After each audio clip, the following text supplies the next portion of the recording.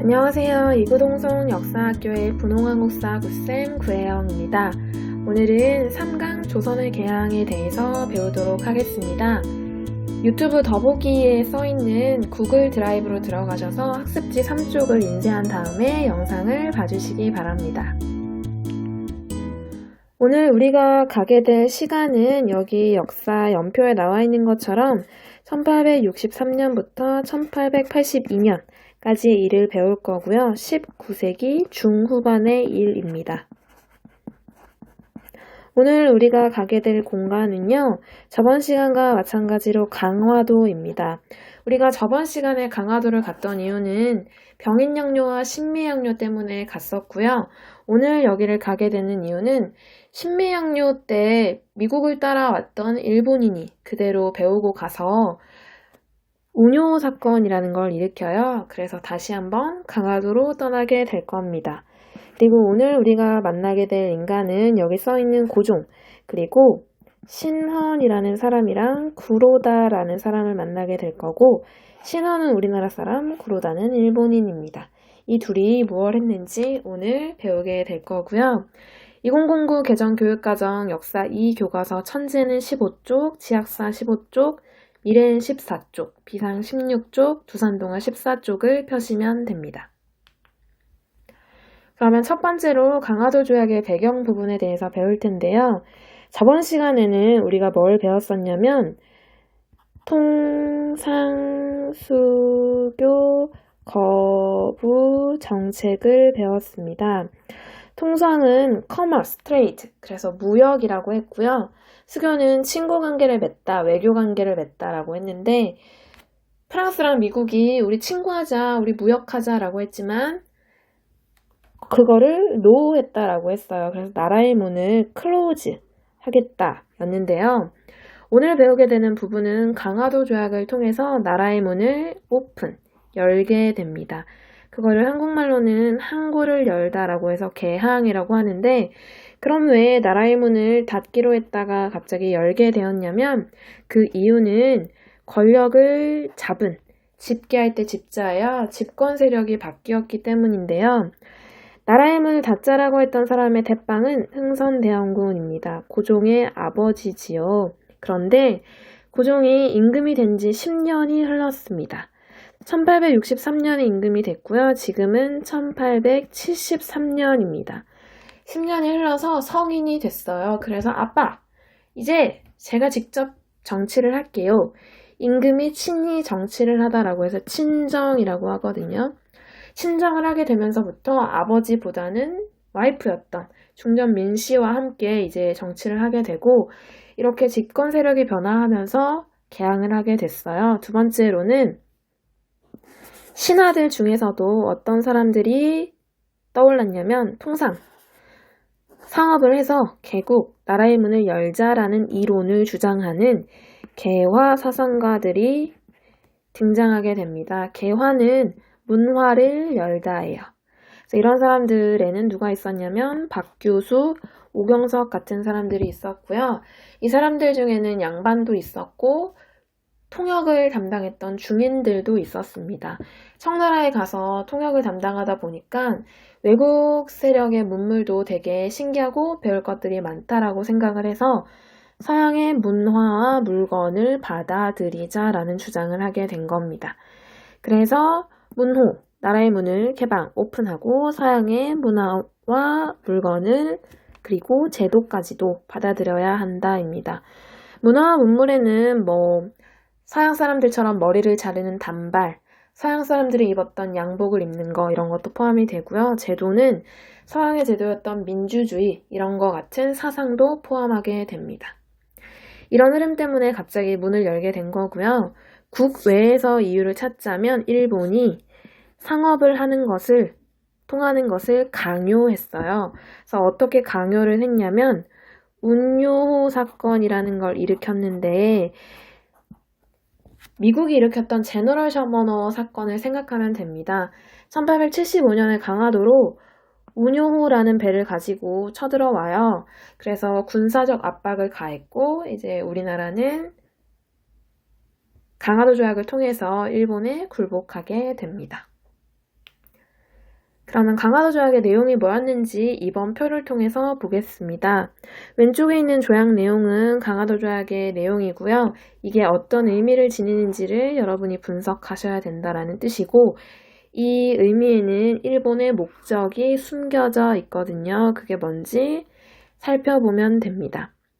제1조는 조선은 자주국, 스스로 주인인 나라이며 일본과 평등한 권리를 가진다라고 되어 있는데, 이게 일본이 착한 나라여서 이런 말을 써준 게 아닙니다. 여기에는 어떤 의도가 숨겨져 있냐면, 원래 우리나라는 중국에 조공을 하고 중국의 영향을 많이 받는 나라였어요. 조선은 명나라나 청나라한테 영향을 많이 받았었죠.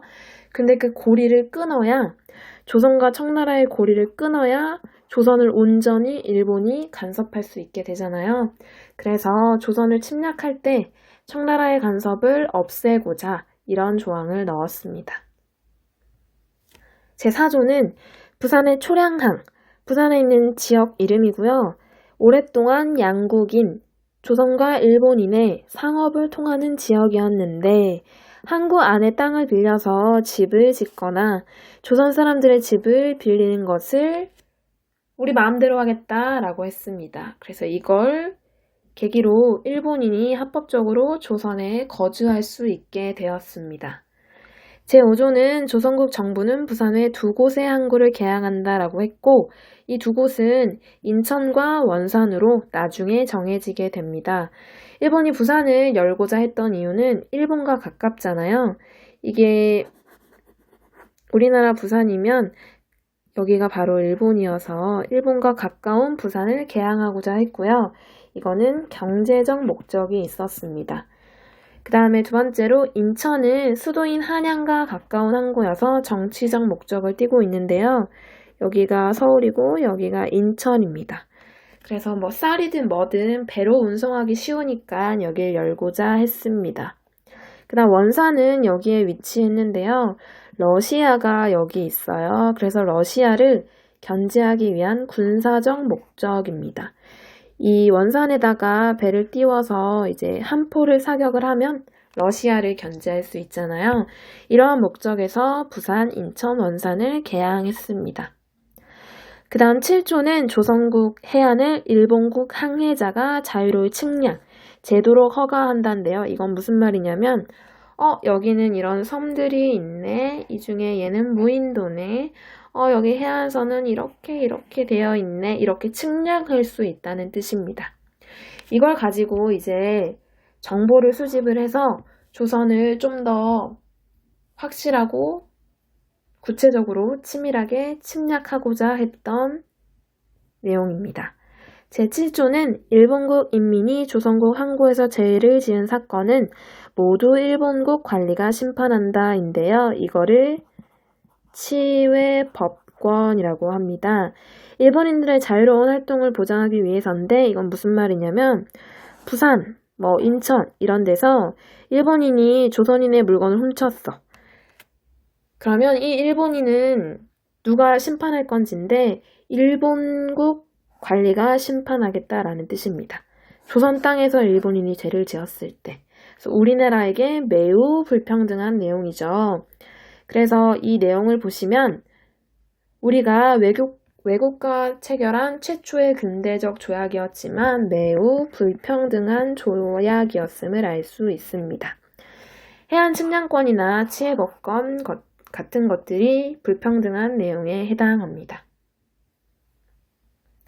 그럼 일본과 맺은 조약 다음에 또 어떤 나라와 조약을 맺었는지 3번을 통해서 볼 텐데요.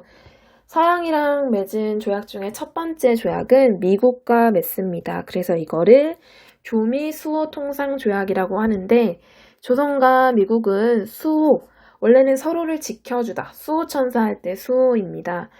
서로를 지켜주면서 상업을 통하자라는 조약을 맺은 건 1882년이고요. 이걸 맺게 된 계기가 조선 책략이라는 책 때문인데요. 그 내용을 한번 읽어보도록 하겠습니다. 개항 이후 강화도 조약을 체결한 이후 2차 수신사로 이 수신사에 대한 내용은 다음 시간에 배우겠지만 개항 이후에 일본이랑 중국에 이제 어떤 것들이 있는지 배우러 갔던 사절단 중에 일본으로 파견됐던 관리들을 수신사라고 합니다. 수신사로 일본에 갔던 김홍집이라는 사람이 조선책략이라는 책을 가지고 왔는데 이거는 청나라 사람 황준헌이라는 사람이 지은 책입니다. 여기에는 조선이 러시아의 남하를 막기 위해 청, 일본, 미국과 손을 잡아야 한다는 내용이 담겨져 있는데요. 이 책이 퍼지면서 미국과 친구를 맺어야 한다는 주장이 제기되었고, 청나라는 러시아와 일본을 견제하기 위해서 조선과 미국이 이제 친구 관계를 맺는 걸 적극 추천했는데요. 이 조선 책략에서는 어떤 내용을 주장을 했었냐면, 친중국, 그리고 결일본, 그리고 연미국이라는 주장을 했습니다. 친하게 지내라 중국이랑, 그리고 일본이랑 결합해라, 그리고 미국이랑 연합해라. 누구를 견제하기 위해서냐면 러시아를 견제하기 위해서야 라는 내용이었는데요. 그래서 정답은 치읓은 러시아, 키역은 미국입니다. 근데 청나라 사람이었던 황준헌이 이런 주장을 했던 이유는 이거예요. 여기 조선이 있고 여기 청나라가 있고 여기 일본이 있습니다. 미국은 저 멀리 떨어져 있지요. 그런데 러시아는 여기 북한 땅 바로 위에 붙어 있잖아요. 그래서 청나라가 보기에 조선을 더 계속 지배를 하려면 저기 멀리 있는 미국이나 일본보다는 러시아를 견제해야 한다고 생각했어요. 러시아는 여기 서쪽부터 동쪽 끝까지 엄청 큰 나라잖아요. 근데 땅이 춥다 보니까 조금씩 밑으로 내려오는 남쪽으로 향하다 남하 정책을 실시하고 있었는데 러시아는 크기 때문에 청나라가 무서워했어요. 근데 일본은 작기 때문에 무서워하지 않아서 일본이랑은 조선이 결합해도 된다고 생각했고 미국은 저 멀리 있으니까 조선한테 그렇게 크게 관심 없겠지라고 생각해서 미국이랑도 연합해도 된다고 생각했어요. 그래서 오로지 러시아를 막으면 조선을 계속 간섭할 수 있겠지라는 생각에 이런 내용을 썼습니다. 그래서 어쨌든 조선 책략을 계기로 미국이랑 통상조약을 맺었는데 여기에는 치외 법권을 인정했고 여기에 더불어 중요한 최혜국 대우라는 걸 인정해 주게 되거든요. 이 최혜국 대우는 최고의 혜택을 주는 나라라는 뜻이에요. 예를 들어서 우리나라가 일본에 초콜릿 100개를 주기로 했다고 합시다. 그러면 미국한테도 무조건 100개를 똑같이 줘야 되는 거예요. 왜냐하면 미국은 최고의 혜택을 받는 나라니까. 만약에 우리나라가 독일에 책상 100개를 보내주기로 했으면 미국한테도 책상 100개를 보내줘야 되는 거예요. 우리나라에게 매우 불평등한 조약이었죠. 그래서 어쨌든 최초로 최혜국 대우로 인정한 조약이었고요. 이 미국이 이걸 가져간 이후에 다른 나라들도 차례로 최혜국 대우를 가져가게 됩니다. 이 이후에 영국, 독일, 러시아 등과도 수호 통상 조약을 맺게 됩니다. 그러면 문제를 통해서 이 부분을 정리해 보도록 할 텐데요. 한국사 능력검정 시험 고급 43회 33번에 나왔던 문제입니다. 밑줄근 조약에 대한 설명으로 옳은 것인데요. 이번에 우리 측 대표 신헌, 그래서 오늘 만나볼 인물의 이 사람이 있었습니다. 신헌과 일본 측 대표 구로다가 조약을 체결했다는군. 그렇다네 작년에 일어났던 1875년에 있었던 오뇨 사건을 빌미로 일본이 요구했다더군. 이건 그럼 1876년에 맺어졌던 강화도 조약이겠네요. 강화도 조약에 대한 내용, 설명으로 옳은 것을 고르면 됩니다. 1번, 방공령을 선포할 수 있는 조항을 명시하였다. 이거는 1883년에 맺어졌던 조일 통상장정에 대한 내용입니다. 2번, 메가다가 재정고문으로 부임하는 근거가 되었다. 이거는 러일전쟁 중에 1904년 8월에 제1차 한일협약을 맺는데요. 이 한일협약을 계기로 일본인을 조언해주는 사람, 두게 돼요. 그래서 고문 정치가 시작이 되는데 재정, 나라의 돈을 담당하는 재정 고문으로 메가다슈타라고 왔거든요. 그래서 1904년의 이 일입니다. 3번 외국에 대한 대우를 처음으로 규정한 건 방금 배웠던 조미수호 통상조약입니다. 미국에게 처음 인정을 했습니다. 4번 부산에 두 곳의 개항장이 설치되는 결과를 가져왔지요. 인천, 원산이 차례로 개항하게 됩니다. 5번 고정이 헤이그의 특사를 파견하여 부당성을 알리고자 하였다. 1907년에 있었던 일이고요. 제1차 한일협약 이후로 일사늑약이라고도 불려지는 제2차 한일협약이 체결되면서 우리나라 외교권도 빼앗기고 그래서 어쨌든 우리나라의 국권, 나라의 권리가 피탈, 강제로 빼앗기게 되자 이것이 부당하다라는 걸 알리고자 네덜란드 헤이그에 특별한 사신을 파견했었는데 오히려 이를 빌미로 고종은 강제 퇴위당하게 됩니다. 2번 문제 보겠습니다. 한국사 능력검정시험 중급 32에 32번이고요. 다음 두 조약의 공통점으로 옳은 것은 입니다. 왼쪽에 있는 조약은 1876년에 일본과 맺었고 운요 사건을 계기로 체결했다고 하고 최초의 근대적 조약이라고 하니 강화도 조약임을 알 수 있습니다. 오른쪽은 1882년 미국과 맺었고 청해 알선으로 체결함, 조선칙략이라는 책 떠올리면 되겠네요. 그리고 서양과 맺은 최초의 조약이라고 하는 것을 보아 조미수호 통상조약임을 알 수 있습니다. 공통점을 찾아보도록 하겠습니다.